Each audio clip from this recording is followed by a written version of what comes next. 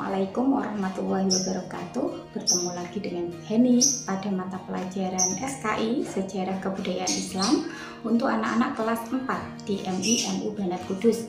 Pada kesempatan kali ini kita akan belajar bersama tentang peristiwa Isra Mi'raj Nabi Muhammad SAW.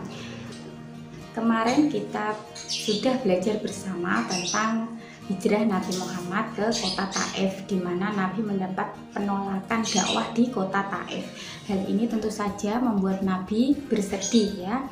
Dan peristiwa Isra Mi'raj merupakan hiburan dari Allah untuk Nabi Muhammad setelah Nabi Muhammad ini menerima cobaan beberapa kali secara beruntun. Di antaranya yaitu wafatnya istri beliau yaitu Ibu Khadijah yang selalu mendukung dakwah Nabi, kemudian wafatnya paman Nabi yaitu paman Abu Thalib yang selalu melindungi Nabi ketika berdakwah, kemudian penolakan dakwah Nabi di kota Taif yang tidak hanya ditolak tapi Nabi juga mendapatkan perlakuan yang sangat menyakitkan, yaitu dilempari batu dan diusir dari kota Taif. Kemudian Allah memerintahkan malaikat Jibril untuk mengajak Nabi melakukan perjalanan pada satu malam yang disebut dengan Isra Mi'raj. Isra Mi'raj juga merupakan mukjizat dari Allah untuk Nabi Muhammad yang tidak diberikan kepada rasul-rasul yang lain ya. Tujuan kita belajar Isra Mi'raj adalah selain untuk mengetahui latar belakang terjadinya Isra Mi'raj, kita juga diharapkan mampu meneladani sifat-sifat Nabi Muhammad dalam peristiwa Isra Mi'raj. Oke ya, kita langsung belajar bersama tentang peristiwa Isra Mi'raj. Isra Mi'raj terjadi pada tanggal 27 Rajab tahun ke-11 kenabian atau 1 tahun sebelum Nabi hijrah ke Yasrib ya, atau sekitar tahun 621 Masehi. Isra adalah perjalanan Nabi Muhammad dari Masjidil Haram di Mekah, Arab Saudi menuju ke Masjidil Aqsa di Yerusalem, Palestina ya. Sedangkan Mi'raj adalah perjalanan Nabi Muhammad dari Masjidil Aqsa naik ke langit sampai ke Sidratul Muntaha. Itu pengertian Isra dan Mi'raj. Jadi bisa kita simpulkan bahwasanya Isra Mi'raj adalah perjalanan satu malam ya. Perjalanan ini terjadi hanya satu malam. Perjalanan Nabi Muhammad dari Masjidil Haram menuju Masjidil Aqsa di Yerusalem, Palestina, naik sampai menembus langit ke-1 sampai ke-7 ya, sampai ke Sidratul Muntaha. Sidratul Muntaha itu tempat bersemayamnya Allah di Arsy. Di sana nanti Nabi Muhammad bertemu dengan Allah. Kemudian Nabi Muhammad diberi perintah oleh Allah yaitu sholat 5 waktu. Peristiwa Isra Mi'raj juga digambarkan oleh Allah dalam Quran surat Al-Isra ayat 1 yang artinya Maha Suci Allah yang telah memperjalankan hambanya yaitu Muhammad pada malam hari dari Masjidil Haram ke Masjidil Aqsa, yang telah kami berkahi sekelilingnya agar kami perlihatkan kepadanya sebagian tanda-tanda kebesaran kami. Sesungguhnya Dia Maha Pendengar dan Maha Melihat. Kita pelajari satu persatu ya. Proses Isra Mi'raj. Jadi waktu itu sekitar habis Isya, malaikat Jibril datang mendatangi Nabi Muhammad yang sedang berada di Hatib. Hatib itu dekat Ka'bah, dekat Hajar Aswad. Ini Nabi Muhammad didatangi oleh malaikat Jibril. Kemudian Nabi Muhammad ini dadanya dibelah, hatinya dicuci dengan air Zam-Zam supaya sifat kesedihan, sifat kecewa itu hilang dari hati Nabi Muhammad. Hal ini pernah dilakukan oleh malaikat Jibril ketika Nabi Muhammad berusia 4 tahun ya. Kemudian malaikat Jibril mengajak Nabi Muhammad untuk melakukan perjalanan. Mereka menunggangi buraq ya. Buraq itu adalah binatang dari surga dan buruk itu kecepatannya jauh mata memandang. Jadi kita berkedip itu buruk sudah tidak tampak ya, saking cepatnya. Kemudian malaikat Jibril mengajak Nabi menuju Masjidil Aqsa di Yerusalem, Palestina. Di perjalanan menuju Masjidil Aqsa, malaikat Jibril ini bercerita tentang kota Yasrib ya. Pada waktu malaikat Jibril dan Nabi Muhammad melewati kota Yasrib, bahwasanya kota Yasrib ini adalah kota yang kelak akan disinggahi oleh Nabi Muhammad. Kemudian ketika melewati Madian, kota Madian, malaikat Jibril juga bercerita bahwa kota Madian merupakan kota bersembunyinya Nabi Musa dari kejaran Raja Fir'aun. Kemudian ketika melewati Bukit Tursina, malaikat Jibril juga bercerita kepada Nabi Muhammad bahwa Bukit Tursina merupakan tempat Nabi Musa menerima wahyu, yaitu Taurat. Kemudian beliau melewati Baitul Lahmi. Baitul Lahmi merupakan tempat kelahiran Nabi Isa. Baitul Lahmi sekarang disebut dengan Bethlehem ya. Kemudian sampailah ke Masjidil Aqsa. Di Masjidil Aqsa, Nabi Muhammad ini mengimami nabi-nabi terdahulu ya, mengimami sholat sunnah 2 rakaat nabi-nabi terdahulu. Kemudian malaikat Jibril memberikan 2 gelas minuman kepada Nabi, yang satu berisi susu, yang satu berisi arak. Kemudian Nabi memilih susu. Kemudian malaikat Jibril berkata bahwa engkau berada di atas fitrah. Jika engkau memilih arak, maka sesatlah umatmu kelak. Ketika melakukan perjalanan Isra, Nabi Muhammad ini diperlihatkan oleh malaikat Jibril tempat-tempat yang bersejarah. Di antaranya tadi adalah Yasrib, Madian, Tursina, dan Baitul Lahmi. Kemudian mereka melanjutkan perjalanan naik ke langit ya. Sebelum masuk ke langit, malaikat Jibril memberi salam kepada malaikat penjaga langit. Kemudian malaikat penjaga langit ini berkata, "Siapa yang engkau ajak?" Malaikat Jibril menjawab, "Dia adalah Muhammad." Kemudian malaikat penjaga langit berkata, "Apakah engkau mendapat panggilan dari Allah?" Malaikat Jibril menjawab, "Iya, dia Muhammad mendapatkan panggilan dari Allah." Kemudian malaikat Jibril dan Nabi Muhammad mulai naik ke langit yang pertama ya.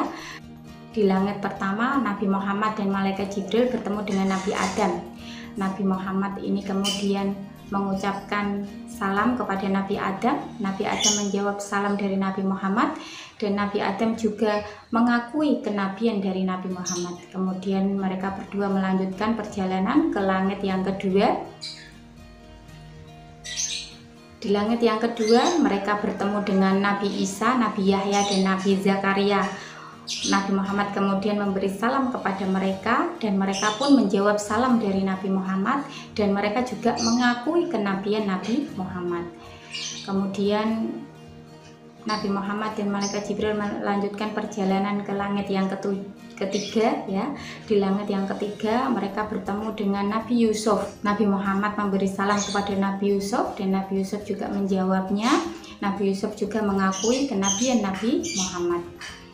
Kemudian mereka melanjutkan perjalanan ke langit yang selanjutnya, yaitu ke langit yang keempat. Di langit keempat mereka berdua bertemu dengan Nabi Idris ya. Nabi Muhammad tidak lupa mengucapkan salam kepada Nabi Idris. Nabi Idris menjawab dan mengakui kenabian Nabi Muhammad. Di langit yang kelima,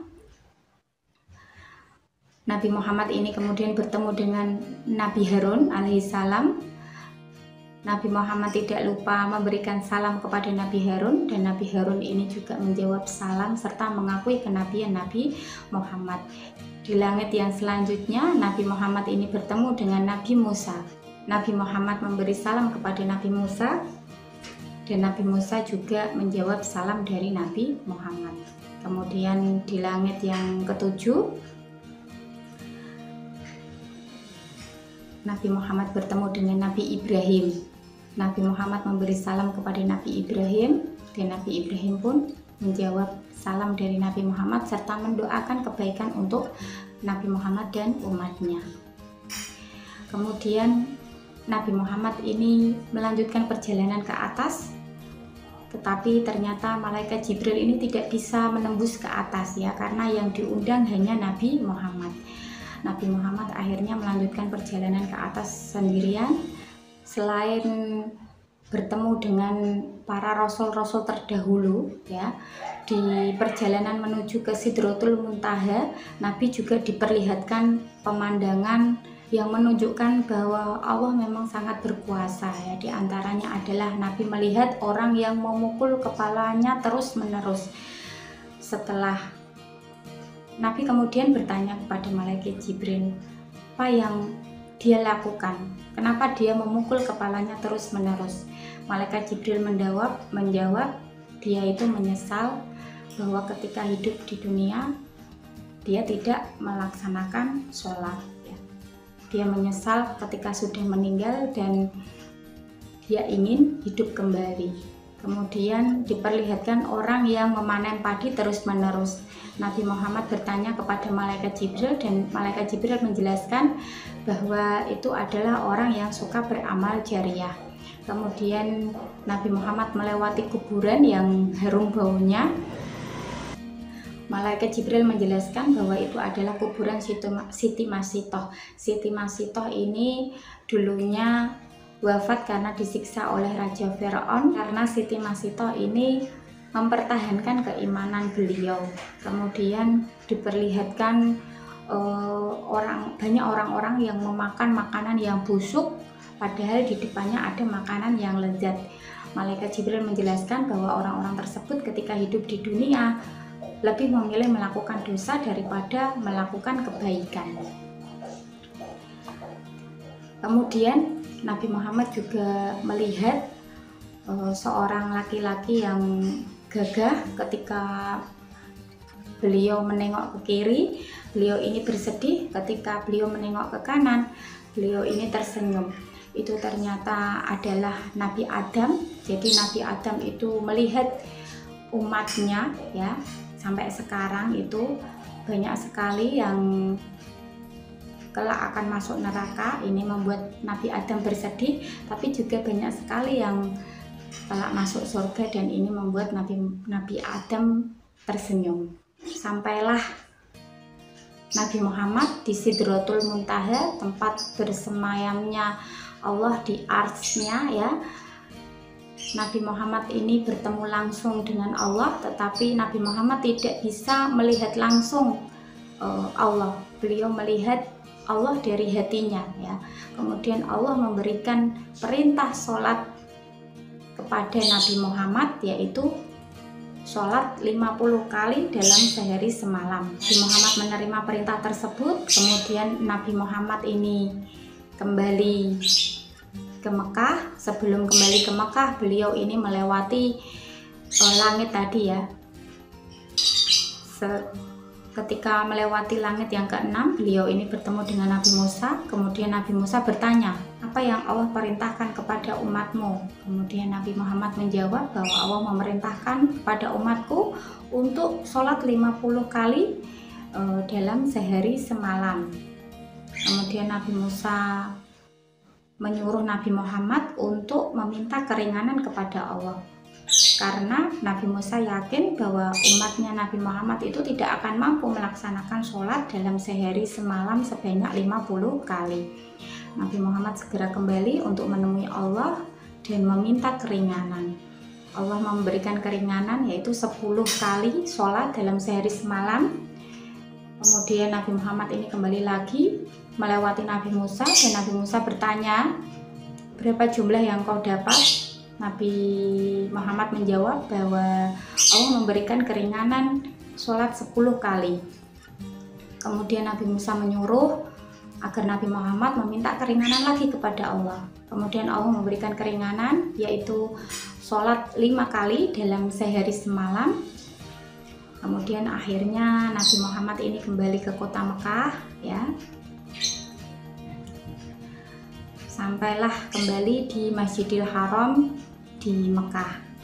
Kemudian malaikat Jibril ini mengajari tata cara sholat kepada Nabi Muhammad ya, khususnya untuk sholat 5 waktu yang sekarang kita sebut dengan sholat zuhur, asar, maghrib, isya, dan subuh.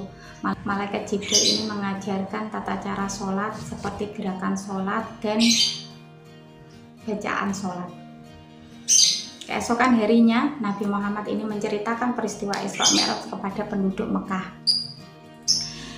Bagaimana tanggapan penduduk Mekah? Banyak di antara mereka yang tidak percaya ya, karena memang perjalanan Isra Mi'raj ini merupakan perjalanan yang berada di luar akal jangkauan manusia. Bagaimana mungkin perjalanan dari Mekah Arab Saudi ke Yerusalem Palestina itu dapat dijangkau dengan 1 malam perjalanan. Bahkan pada saat itu ketika perjalanan menaiki onta yang sangat kuat dan gagah itu memakan waktu berbulan-bulan. Bagaimana mungkin Nabi Muhammad ini melakukan perjalanan hanya dalam waktu 1 malam, apalagi sampai melakukan perjalanan menembus ke langit? Itu tidak mungkin ya. Apalagi setelah penduduk Mekah ini dihasut oleh Abu Jahal. Mereka kemudian mengolok-olok dan menganggap Nabi ini sudah berbohong. Sebagian kaum muslimin juga ragu dengan cerita Nabi Muhammad ya, dan sebagian lagi percaya. Sahabat Nabi yang langsung mempercayai dan membenarkan cerita Nabi Muhammad ini adalah Abu Bakar. Makanya Abu Bakar ini mendapat julukan As-Siddiq yang artinya membenarkan, karena hanya beliau sahabat yang langsung percaya tanpa ragu dengan cerita Nabi Muhammad. Hikmah dari peristiwa Isra Mi'raj yang dapat kita ambil yaitu yang pertama, untuk Nabi Muhammad sendiri, bahwasanya ini sebagai penghiburan untuk Nabi ya, setelah beberapa kali menerima musibah. Kemudian sebagai bahan untuk berdakwah di dalam perjalanan Isra Mi'raj, Nabi diperlihatkan tanda-tanda kekuasaan Allah ya. Ini bisa dijadikan Nabi sebagai bahan dakwah bahwa memang Allah itu ada, bahwa memang Allah itu berkuasa. Nabi juga melihat langsung kekuasaan Allah, di mana sebelum beliau sudah ada nabi-nabi yang terdahulu yang juga diberi kesempatan oleh Allah untuk mendakwahkan agama Allah ya. Kemudian dengan bertemunya Nabi dengan Allah ini mempertebal keimanan Nabi. Nabi semakin yakin bahwa segala sesuatu ini tidak perlu ada yang dikhawatirkan karena ada Allah. Nabi akan terus berdakwah walau banyak sekali cobaan dan rintangan yang nantinya akan datang, tapi Nabi yakin bahwa Allah akan selalu membantu beliau. Kemudian Nabi juga merasa kecil di hadapan Allah ya. Kemudian hikmah peristiwa Isra Mi'raj yang selanjutnya bagi kaum muslimin sendiri, dengan adanya peristiwa Isra Mi'raj ini menyaring keimanan kaum muslimin. Yang percaya tentunya akan bertambah imannya, yang tidak percaya akan murtad dan keluar dari agama Islam. Untuk kaum muslimin masa kini sudah seharusnya kita ini meyakini adanya Isra Mi'raj dan melaksanakan apa yang sudah diperintahkan oleh Allah, yaitu sholat 5 waktu. Ibadah sholat ini menjadi hal yang sangat berbeda ya, karena untuk perintah-perintah yang lain Allah ini memerintahkan kepada umatnya melalui malaikat Jibril yang disampaikan kepada Nabi Muhammad, seperti perintah untuk haji, perintah untuk puasa, dan perintah untuk zakat. Tetapi untuk perintah sholat Allah memerintahkan sendiri kepada Nabi Muhammad tanpa melalui malaikat Jibril ya. Jadi itu kenapa ibadah sholat merupakan ibadah yang memang lain daripada yang lain, karena Allah memerintahkan sendiri kepada Nabi Muhammad. Selain itu, ibadah sholat juga merupakan ibadah yang pertama kali nantinya dihisab oleh Allah. Sekian materi yang dapat Bu Heni sampaikan. Semoga kita dapat meneladani sifat-sifat Nabi Muhammad dalam peristiwa Isra Mi'raj ya. Semoga bermanfaat. Mohon maaf apabila ada kesalahan. Wassalamualaikum warahmatullahi wabarakatuh.